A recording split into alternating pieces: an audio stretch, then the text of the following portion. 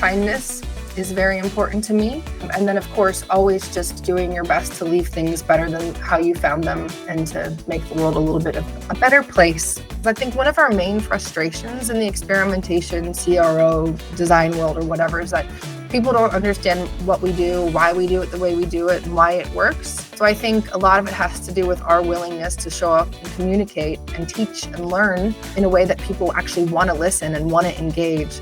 It's really easy in work environments to forget that everybody's just trying to do their best, and people always are pretty much well-intended. So I feel like if you show up with kindness, you can get a lot more done. Collaboration goes a lot easier.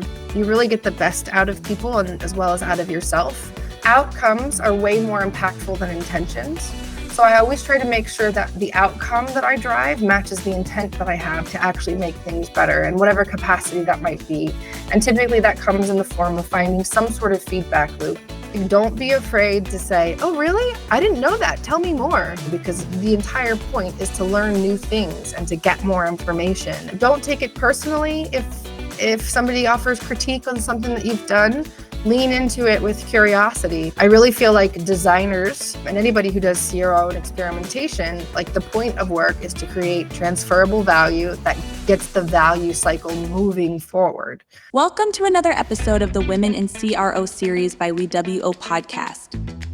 This series is an ode to the contribution of women in the CRO industry. Before we speak to our special guest for this episode, here's a quick summary of who we are and what we do. VWO is a leading experience optimization platform that helps fast-growing brands optimize their digital experiences. Using our latest product, VWO Insights, you can understand user journeys and identify conversion roadblocks on your website and mobile app. So, without any further delay, let's jump right into the conversation. Today, we're thrilled to introduce Erin Weigel, a trailblazer with a career as impressive as it is inspiring. Starting in customer service, Erin learned firsthand the value of a service mindset, a philosophy that could guide her throughout her career. At Booking.com, she spent 9 years testing and optimizing designs to enhance user experiences. Currently, in her role as Senior Group Product Design Manager, Erin's focus is on design systems, operations, and product accessibilities, areas where she's making a significant impact. In this episode, we'll delve into Erin's career journey, explore the lessons she's learned from her diverse experiences, and gain insights into her unique approach to design, testing, and all things CRO. Get ready for a fantastic and a fascinating conversation. Hi, Erin. Welcome to Women in CRO podcast. How are you? Hi, Shilpa. Thanks so much for having me. Thank you so much for agreeing to do this with us. And I'm really looking forward to this conversation. I'm sure there'll be a lot of insights for not just me, but also our listeners. I hope I can deliver. I'll do my best. Thank you. Let's talk about your journey a bit, right? And before we move to your journey, let's talk about 2024. It's been, 4 months? How is it going for you? Chaotic, but lovely. I feel like chaotic but lovely can sum up a lot. I actually finished writing my book earlier this year. So all through January, February, March, and April, I was scrambling to hit my final writing deadlines. And then I actually hit all of them, which is great. And I did all of the illustrations and everything. So that has been wild, but I managed to come out on the other side. And now I'm having a chaotic, enjoyable time getting my website and everything ready for the book to launch in June. That's great. And I know with all the book stuff going on, just wanted to see if there are any travel plans in the recent times. Oh my God. Yeah. So from working so hard, I managed to become vitamin D deficient. So that tells me that I definitely need a vacation. So I have plans to go with my family to Greece next week, actually. So I'm going to go lay in the sun and refresh my vitamin D levels. Beautiful. I mean, Greece is, of course, a beautiful destination to be in. So all the best. I hope you have a lot of fun there. Let's also talk a bit about your philosophies in life, something that I absolutely love. When we're talking to people, there's so much great advices that you kind of get to here, intentionally, unintentionally, I would love to understand what are your guiding principles. I am a big nerd, so I really love things like 7 Habits of Highly Effective People and thinking about, I don't know, death. It sounds very morbid, but like, but when you think about, yeah, but when you think about the end and like the impact that you want to have on the world and how you want to show up for people in the world, I think that really helps guide your daily decisions. So I went through a whole vision setting exercise with myself to say, like, who am I? What is my purpose here?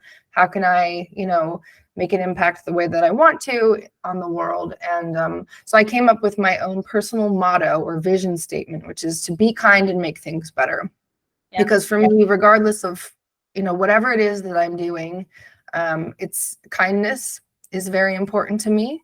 And then, of course, always just doing your best to leave things better than how you found them and to make the world a little bit of a better place, regardless of whatever it is you're doing in work, in personal life, all that kind of stuff. So be kind and make things better is my guiding principle. And what inspired your career in A/B testing and the whole world of CRO? I know that we just spoke about the kind of path that you've taken. Very interested to understand, how did this happen for you? And how's your journey been so far? It's a weird story, actually. I had no intention of ever going into the tech industry. It kind of happened and it evolved that way somewhat naturally. I actually have a degree in fine art painting. So I was doing a lot of like color field abstract paintings and, figure drawing, all that kind of stuff. So there was a bit of experimentation involved in learning how to use your medium, see the world in different ways, try new things, connect with people. So through that art education, I've always been kind of playful and being okay with trying things, messing up. And then because you can't really make money painting big color field abstract paintings, I realized, okay, now that I'm out of school, how am I actually going to pay back all my student loans? So I ended up getting customer service jobs. I worked at a toy store, managing a small chain of toy stores in Baltimore, Maryland for a while. I waited tables at a tea house.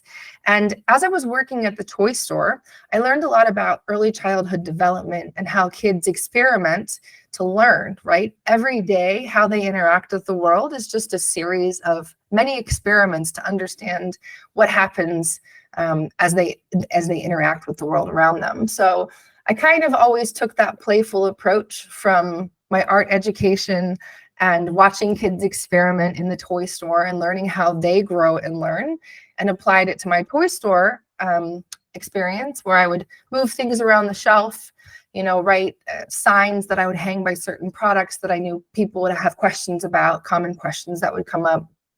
I would change the display cases to see if I could sell one product more than another based on, what I paired it with or where it was in the shop. So I was just always playing and having a fun time in the toy store. And then eventually through the toy store, I was doing all of their web design and development and email lists saying, how can I help the company grow? It was right during like the recession, 2008 recession. So how do you help people buy high quality products when, people are kind of low on money? And we ended up growing and expanding. And I attribute that growth and expansion to trying new things, connecting with customers, experimenting in the store, seeing what works, what doesn't work. And then eventually I ended up getting hired as a designer at a company where we did A/B tests, just simple ones on email marketing campaigns or homepage redesigns, that kind of stuff. Mm-hmm. And I eventually got hired at booking.com, which then it became my entire life. It formalized experimentation as how I just worked on a daily basis. So that is so interesting. And, while you were talking about the whole toy store experience, I remember like when I started off, I would always take this example, not just the toy store, but in general, we would always talk about how homepage is basically the aisle of your website. What you place out there is going to be actually taking the customer's journey forward. So we always take this example, and it's just so interesting to see you talk about the whole experience and that example actually, coming into life when you just spoke about it. So such a great journey and how you've transitioned through it all. I know that you mentioned that you love being experimental and your playful nature that you have. But did you have any kind of fears when you were switching gears and what if this doesn't work out? What if I just don't know? At least now that I imagine, during that time, things must have been so hazy, right? This world was also evolving. How did you take that up? I was extremely fearful, like especially when I got hired at booking.com. I think I genuinely thought that somebody made a hiring mistake because I showed up on my first day, and my manager, Alex Tudor, who was a wonderful human, he was like showing me, the console where, they were writing Git commands into the command line. And I was like, I'm a designer. Why are you opening the console? And like, I didn't know I'd have to know how to use Git. So I was like, I don't think I know how to do what you think I know how to do.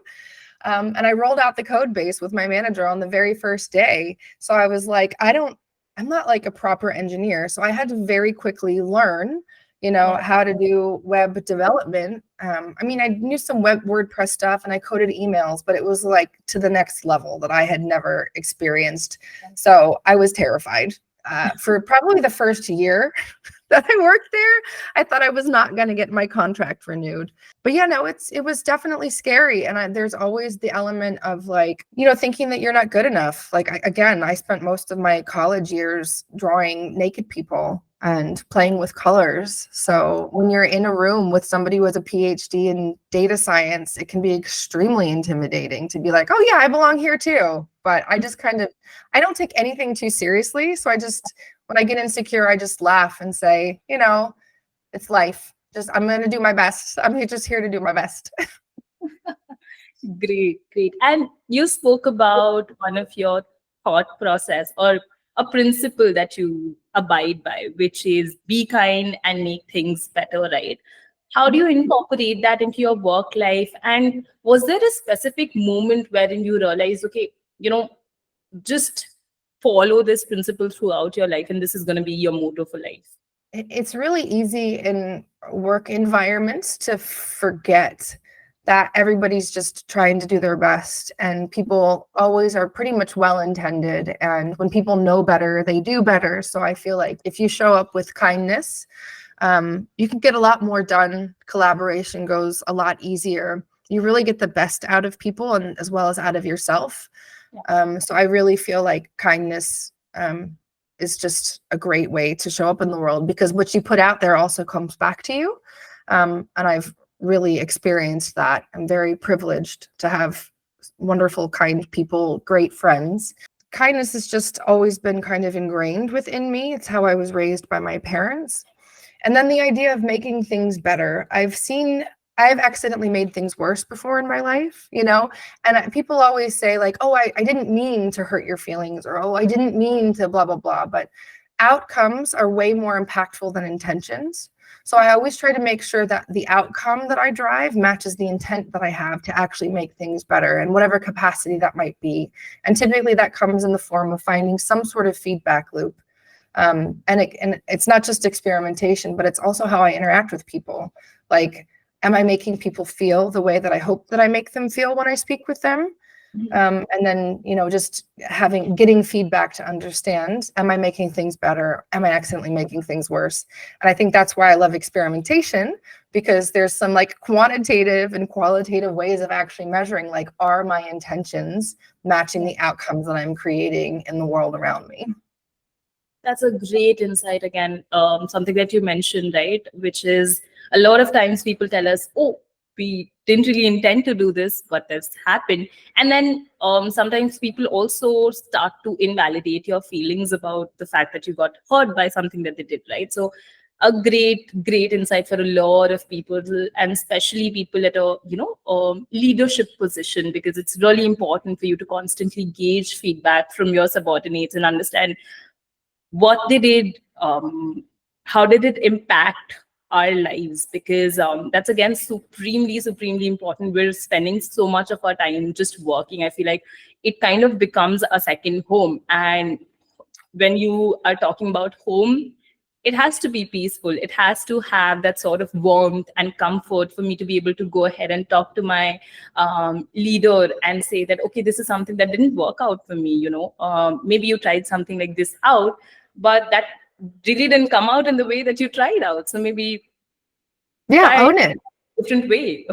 Yeah, own the impact that you've had and take responsibility for it, be it if you've hurt somebody's feelings, if you've accidentally lost revenue for the business because you've made a change, just like own it, take responsibility, learn from it, and then do your best to improve based on what you learned from the experience of making things worse.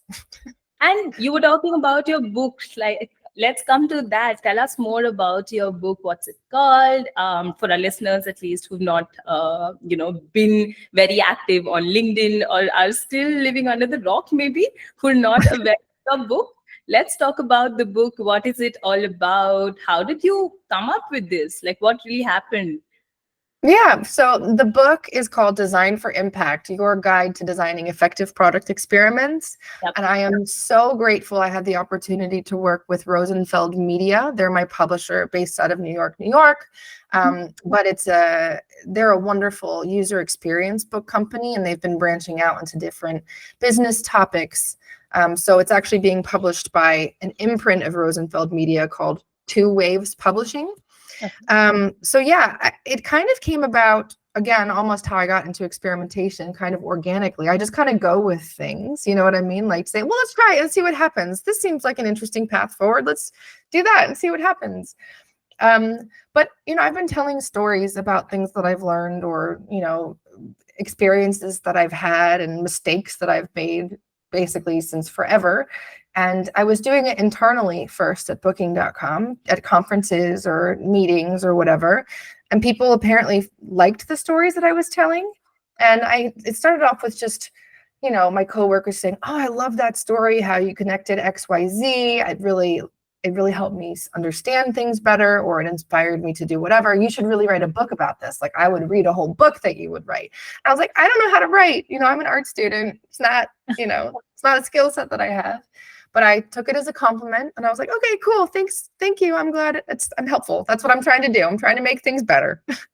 And then eventually, because people liked my internal conference talks, people started recommending me to external conferences. And then it was there that I was on stage where somebody asked me to write a checklist of, basically how do I do a UX audit and understand why an experiment may have failed. And they said, could you write a checklist about what you look at to determine what's good, what's bad? And I was like, oh, a checklist? I was like, there's a lot, there's a lot that I look at. It's actually more of a book than a checklist. And people, they started clapping and I was like, oh my God, maybe they want me to write a book. So I was like, I went back and I tried to write a checklist because I was like, and I realized, okay, maybe I should take the time because I realized that I had a lot of unique experience. I didn't realize how weird it was until talking at people outside of booking in the world of experimentation that I was so deeply ingrained in. I was like, if there's a way that I can help bridge the knowledge gap between what companies like Google and Booking and Meta and Amazon know how to do, and make that more accessible and exciting and fun, because it is fun. It doesn't have to be scary. So I thought if there's a way that I could do that, then that's, I might as well try, just give it a try. And then I did. So then now there's a book. There are two follow-up questions that I have. One, are you a book lover? Like, do you love reading books? Yes, I love books a lot. My dad is actually a journalist and he's an author as well too. So I've kind of been brought up by a writer, if you will. And I love reading so much. I feel like I've always been a bit of a bookworm. So yes, I love books. Great. And you mentioned your fear of the fact that you probably don't know how to write, right? How did you overcome that? For anybody who's probably wanting to start, maybe somebody like me, I too have that in me that I just don't know how to write a book. How do you go about that? The same way I go about learning anything, which is I start by doing research and then trying, making a fool out of myself, messing up, asking for feedback. What did I do well? What did I not do well? Is this working? Is this not working? So again, it goes back to trying things and getting a feedback loop to understand what's the impact that I've had. So I really started with reading a book called Write Useful Books by Rob Fitzpatrick. It's a wonderful short primer. He's an exceptional writer. So I read that. I did research of how do the best people write useful books, right? I did a lot of reading about how authors, are inspired to write books, what effective writing looks like.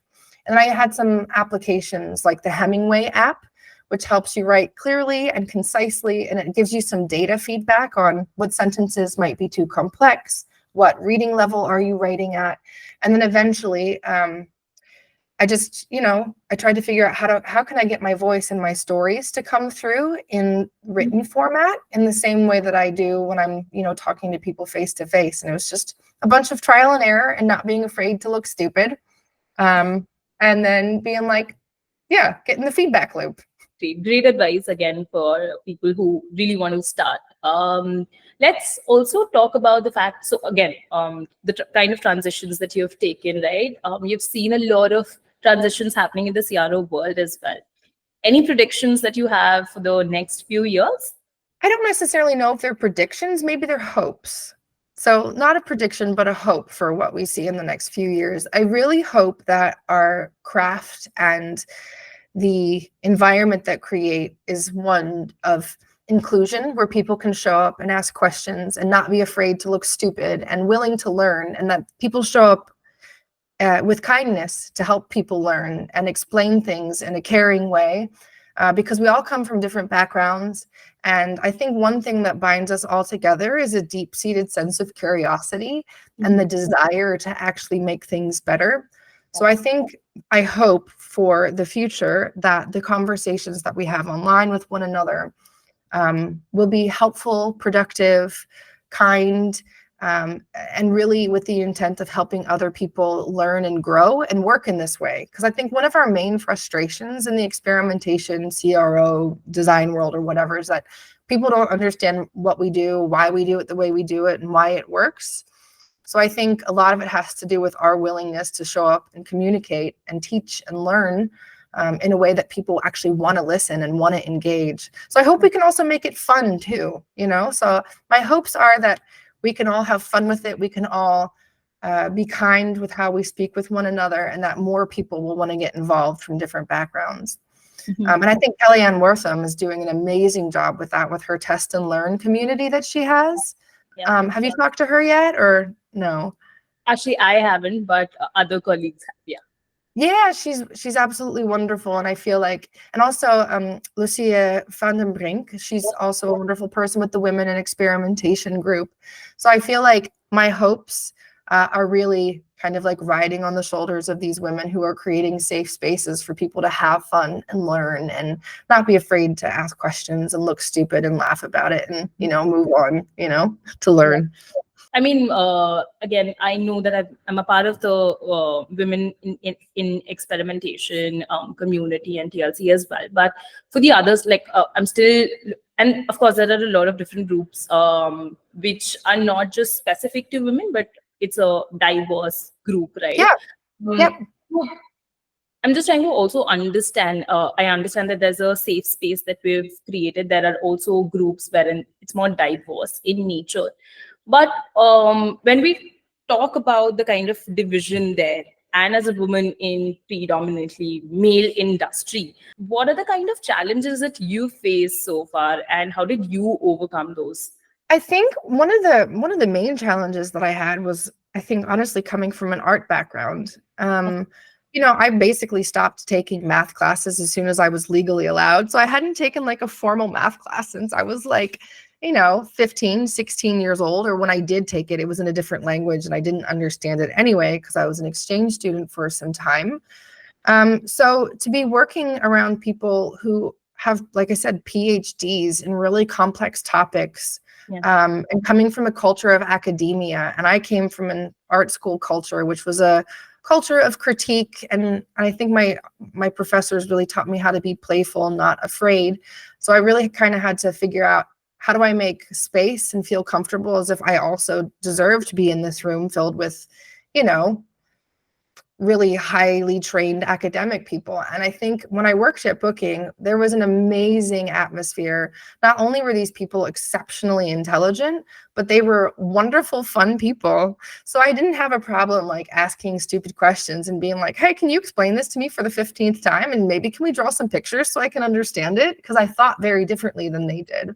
But I also felt like in my different approach of how I thought and how I tell stories and communicating, I felt like that was like the strength that I could bring to the table and help communicate or translate some of these ideas that are somewhat technically complex to understand in a more approachable, fun way. So yeah, I think it was through the patience of people like my friend Lucas Vermeer, like laughing and explaining things and having me play ridiculous statistics games. And my friend Lucas Bernardi, you know, who's so patient and, you know, draws so many different types of statistical concepts and pictures and curves and stuff. Just it's through their kindness that I actually learned a lot of these things, and hopefully can, you know, I'm doing my best to keep the doors open the way that they've opened the doors for me to learn some of this stuff that's actually really fun and really interesting.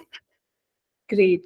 Again, this kind of an environment really helps somebody grow. So great to hear. I hope everyone has this kind of an environment wherein they have that flexibility to just ask questions, be free about it, and just, something that adds up to their growth. So again, a great insight. I also, like, while you were talking about your book and different things that you've done, one question that comes up in my mind, and I think that comes up for a lot of different people, but how do you manage work-life balance? I remember when I spoke to Erin about it, she mentioned how you simultaneously wrote a book while refurbishing an old French villa. And she admired how you integrate your work into your life and not the other way around. How's that going for you, and how do you manage it? Okay, so I am probably not the best role model in this respect, and I think that's a great opportunity to remind people that, you know, the perceptions that you see on the outside aren't necessarily how things are happening for people internally or personally within their lives. So yeah, I did a really hard thing. But I also, you know, became vitamin D deficient and passed out a couple of weeks ago because I wasn't taking good enough care of my body to hit these deadlines. And I think that's an important message to share with people that, you know, I sometimes put too much on my plate. And then that's when I rely on the feedback of the people around me that love me, like my partner, Yum. He's very good at keeping me balanced. My daughter is very good at reminding me to take time out to play. My dog reminds me that I need to get outside and go for a walk, you know. My friend Francesca showed up. She would make me dinner. When I was working on my on hitting my deadline, she lives a couple of doors down the street from me. Mm-hmm. And she fed my family healthy food. She would bring, you know, casseroles over. So it's really been a team effort to try to get this done. My boss, Stuart Frisbee, is also an exceptional person. He was really great at allowing me to take off every other Friday, you know, for a couple of months. So I had the flexibility that I needed at work to get my job done, but also scale back the time there. So I couldn't have done it without an amazing support system. And I also was kind of burning the candle at both ends. When I woke up in the mornings, I'd get my daughter ready for school. My partner, he would take her in, and then I would work, you know, for an hour. I would write an hour before I actually did my full-time job. And then afterwards, I'd feed my dinner and then put my daughter to bed. And then I'd write for a few more hours into the evening. But yeah, it's not glamorous. It was incredibly, there was a struggle. It put a lot of strains on my relationship with my partner, but we pulled through, you know, communicating with one another, and I sacrificed a lot. So it's cool, but it's also tiring and a lot of hard work. Thank you so much for speaking that out loud, because I know when we talk about achievements, we don't really talk a lot about things that go behind, right? Which is why, again, the perception that you spoke about, that everything is glamorous. It's really not. You just don't know what kind of battles someone's facing. And I think that's true for everyone. For every little thing that they're doing, they are going through something or the other that's huge for them. And again, that's subjective. So, yeah. Yeah, I mean, I spent most of my time being a gremlin, locked away in my office wearing a Snuggie. So like that's how most of the book was written. Like I, didn't get my hair cut for a long time. I didn't, it's just like I cut whatever corner. My house turned into disarray. It was a total disaster. So I just cut a lot of corners to get things done and prioritized, hitting my deadlines above everything else, which meant, sacrifices in other areas. So yeah, Snuggie. Just think about that. I just wore a Snuggie and I didn't cut my hair and I never put my makeup on. Okay. And while you were talking about the house, I just can't help looking at the background. Do you want to talk a bit about those little papers that you have added on the walls? I know that there are a lot of books, but what about these notes? Are those for the book, or is there another book coming up? Oh no, these are the illustrations from the book. These are my little dopamine hits where one of the things that I learned in art school is to look at things close, but also look at things from far away, right? So I feel like by printing things out, it was also a different medium that I wasn't really familiar with, a printed book. Yeah. I had done print design stuff previously, but I wanted to make sure that everything I was doing was cohesive from a color perspective. Accessibility is really important to me. So I wanted to make sure that if I printed it out, would people be able to find it highly legible? So I would print out my illustrations and the pages and I would try to read it in the real context that I think people would be reading, in a dim light at night or, on a tram, people hitting your elbow and the papers rustling and everything. So I printed these things out, not only to make sure that it was highly accessible, legible, and that it all looked good together, but also so I could have the dopamine hit of saying, okay, this is done. This is good enough now. And when it's on the wall, that's it. Like this is the approved one and I'm not going back. And then it was gratifying. So I had to keep myself motivated. So it's a form of motivation for me as well. Yep. Great. And I mean, you were talking about being kind and how everything we just spoke about the work culture as well, right? And how it needs to be supportive enough. Do you have some sort of advice for people who are newcomers in this field? And when I say newcomers, I want to talk about two sets of newcomers, not just people who are switching their careers from one to another, but also people who are like freshly graduates, right? Maybe they've had an opportunity to enter this field. Can you talk about them? Don't think that you have to know everything. Like the fact that experimentation is one of those things, like the more you learn, the more you realize that you don't know. So like, don't be afraid to say, oh, really? I didn't know that. Tell me more, Like, don't be afraid to say that you don't know, because the entire point is to learn new things and to get more information and to dive deep and do research and try things and get the feedback loop to see how it's worked out. So don't take it personally if somebody offers critique on something that you've done. Lean into it with curiosity. I still remember, like, as I was writing the book, I was learning things that I thought that I knew that I actually didn't know. And I was like, wait, what? I've been writing hypotheses wrong all these times. What are you talking about? And it turns out that the ways of writing hypotheses in American high schools and just in, lower education for kids, it was actually writing predictions. That's not actually what a hypothesis is. So I really had a lot of moments of humility where I had to say, wow, I actually don't know as much about this as I thought I did, but this is a great opportunity for me to learn and then hopefully take that beginner's mindset in a way that has empathy to the people that are reading it to help them learn and then be like, it's okay if you don't know everything. That's the whole point. The point is to learn something and to challenge the things that you thought you knew. So, yeah, and then I would say find people that you feel comfortable asking those questions to, find a mentor, find somebody that's really willing to take you under their wing and to answer the questions that, in the same way that I asked a million annoying questions and silly questions to my friends. And then don't be afraid to laugh at yourself, make mistakes. We only get one life to live. Don't take yourself too seriously. Just do your best, try not to make things worse, and realize that you won't always know anything. There's a lot of things you won't ever know. Absolutely, absolutely. And while we're talking about advices, I know that I've been talking a lot about advices, but that's something that I absolutely, absolutely love. How do you define success in your personal and your professional life? I think it's way easier to define in my professional life. So let's just do that. Success for me in my professional life is understanding like what is the objective that I have to achieve? You know, what are the problems that I observe customers experiencing? How am I expected to improve the business in terms of what metrics?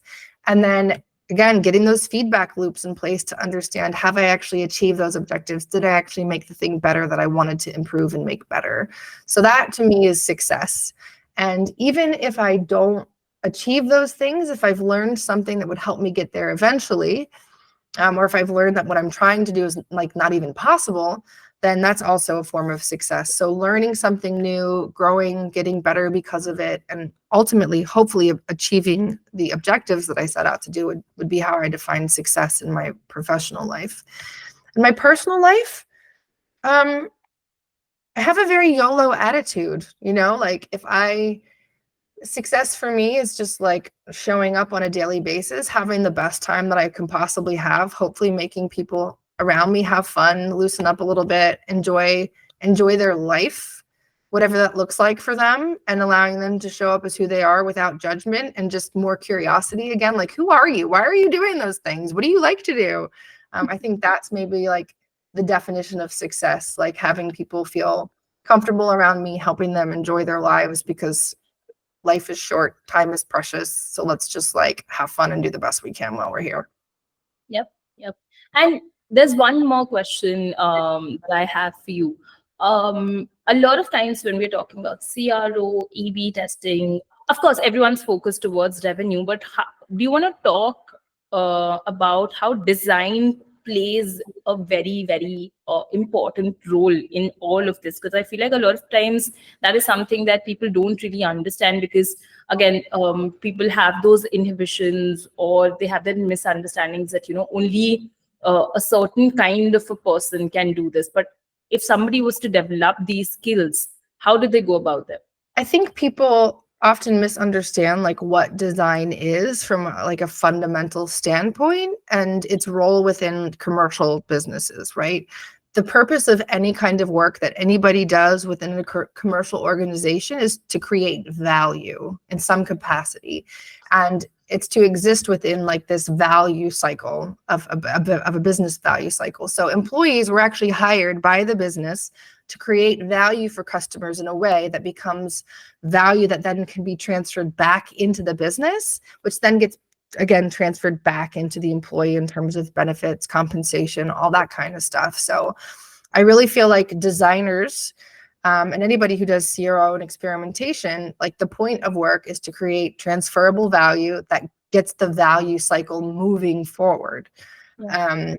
So I feel like when we're able to draw connections between how is what I'm working on today going to create value for customers in a way that then will transfer back into the business, is a framework that I find extremely useful, and is I think more designers should probably be thinking in that way, like how do I contribute to the success of customers that then contributes to the success of the business. I think design is also a way of looking at and interacting with the world in a way of just, you know, solving problems for people, like I said, in a way that will eventually transfer back into the business in some sort of way. And sometimes those feedback loops are short, where you can see if I've solved this problem, yes, I have had a significant impact on revenue targets or whatever. But sometimes those feedback loops come in terms of like lagging indicators, like customer loyalty over the course of months or years. Like, are these people going to be motivated to come back and go through the product experience again? Are we going to be able to build any sort of brand loyalty? Looking at the time horizons differently and realizing that sometimes the investments that we make from an experimentation standpoint have not only short feedback loops, but also long-term feedback loops. I think we have to balance the short-term feedback with the long-term feedback loops. And I think, so focusing on revenue is not bad, as long as you're also looking at how it impacts the customer experience and brand loyalty from a long-term standpoint. But I think designers have a responsibility to look at those things because that's the entire point of a business, in my opinion, is to create value. All right.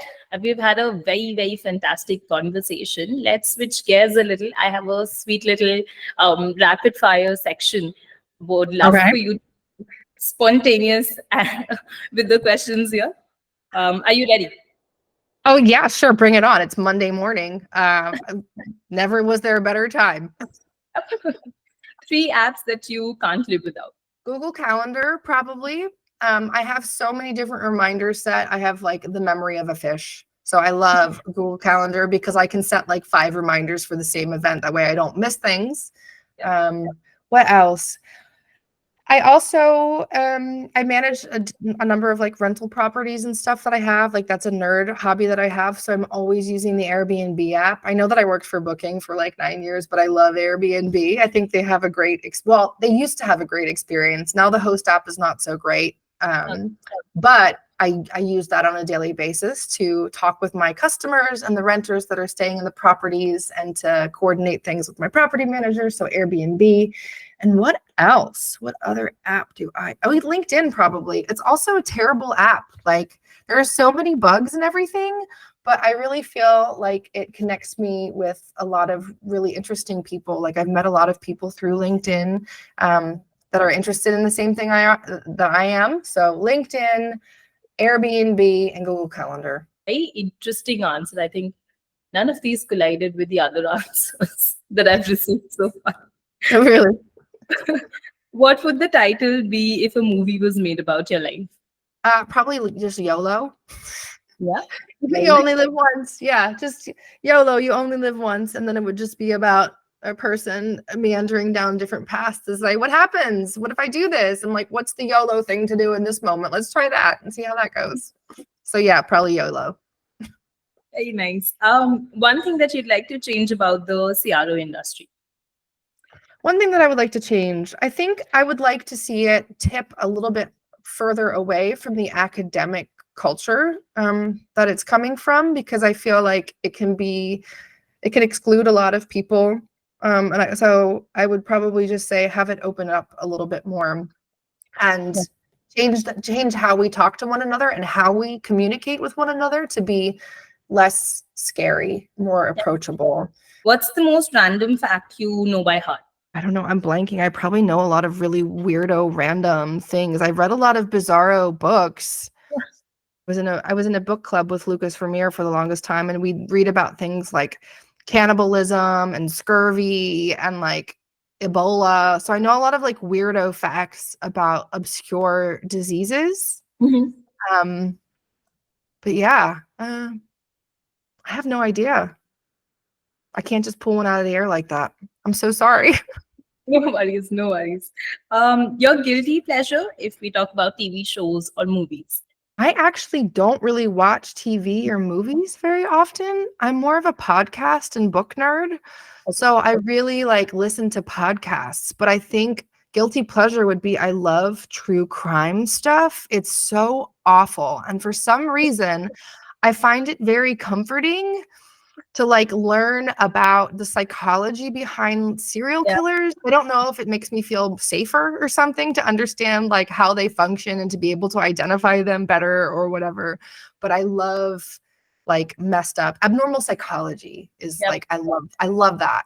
It's so weird. And my boyfriend's always like, what are you listening to? And I was just like, I'm listening to how Ted Bundy was raised and how his childhood. He's just like, that's weird. I'm like, okay, sorry, I told you, but that's what I'm listening to. Interesting. If you had a podcast, who is the first person that you would like to invite on the show? Oh my God, Beyonce. Beyonce is a queen. I would probably just spend the entire time just sobbing at her. And being like, oh my God, you're Beyonce. And like, there would be the worst podcast episode ever. But I would want to sob at her and be exposed to her gloriousness for however much time I had the opportunity to. So interesting. 3 books that you would like to recommend to our listeners? 3 books that I would recommend to the listeners. What is a P-Value Anyway is a hilarious like mathematical primer to understand some of these really scary statistical concepts in a funny way. Lucas Vermeer recommended that to me a long time ago, and it's really fun to read. Organizational Culture and Leadership by Edgar Schein is a textbook, but it's a really nerdy, fun one because it teaches you a little bit about, it's kind of like you become an anthropologist of your work environment. And when you understand the environment in which you're operating in, you can understand how you can then change it in a way that you want to see it be changed. So that is really fun. Thinking in Systems by Donna Meadows is a really beautiful primer to how to think about systems and to take a step back. And again, it's about analyzing how everything around you impacts your behavior, other things. It's just like how everything is connected and learning how to capture that and think about that and interact with that. So those would be the three. Thinking in Systems by Donella Meadows, Organizational Culture and Leadership by Edgar Schein, and then What is a P-Value Anyway by Dr. Andrew Vickers. Yeah. And let's also say Design for Impact. Oh yeah, I'm Design for Impact. It's going to be great. There's lots of pictures and there's funny stories. It's fun. You should read that one for sure. What is that one superpower that you'd like to have? I wish I could be really good at sleeping. Like, I love sleep. Yeah, I love sleeping. Sleeping is so awesome. I think we underrate sleeping, but I would like to be able to sleep really well and then wake up and just feel not tired. That would be amazing. That's a superpower in my opinion. Definitely. At least my brain, I feel like it does not sleep at all. There are 50 tabs open at all times. Yeah, exactly. I'm tired. Yes. One thing that you're tired of explaining to your boss or to your clients. I have the smartest boss. Stuart Frisbee is awesome. He understands everything. I don't have to explain anything to him. He's just like, yo, I know. And I'm like, I know. That's why I choose to work for you and I will follow you wherever you go, like a mouse following the Pied Piper. So luckily, I don't have to explain anything to him. But if I had to explain things to bosses, like if I'm thinking executive leadership at companies everywhere, I think I'm tired of explaining to them that we're not stupid. You know, like if you empower people, if you give them the tools to learn and do better, don't hide the data from people, like let go of your reign of control, like ease up on it a little bit and really empower people to bring their best selves to work and give them a safe space. You'll get so much more out of your employees. Stop trying to control them so much and let them do their best work in the best way that they know how. So that, yeah, it just seems like basic human operations book, you know what I mean? Like how to design an environment where humans can be productive and do awesome work in surprising ways is often pretty counterintuitive to how I think most executive leadership works. Interesting. One goal or dream that you would like to achieve in the next 3 years? I would really like to see that house in France not have any leaks in the roof and for it to maybe have some plumbing. Those are some dreams, like to have a functioning toilet in a non-leaky roof on this dilapidated house that I bought is an incredible dream. Very interesting. All right, here we just concluded the rapid fire section. Thank you so much for being so spontaneous, so lively. I think this was such a lovely conversation. Erin, thank you so much for being a part of this and agreeing to do this with us. Again, I carry a lot with me, and I'm sure once this is out in the open, this podcast, I'm sure a lot of our listeners would agree to me saying this. Thank you so much. Shilpa. You've been an excellent host. You have wonderful questions. It's been a pleasure talking with you. Thank you so much for having me. Thank you.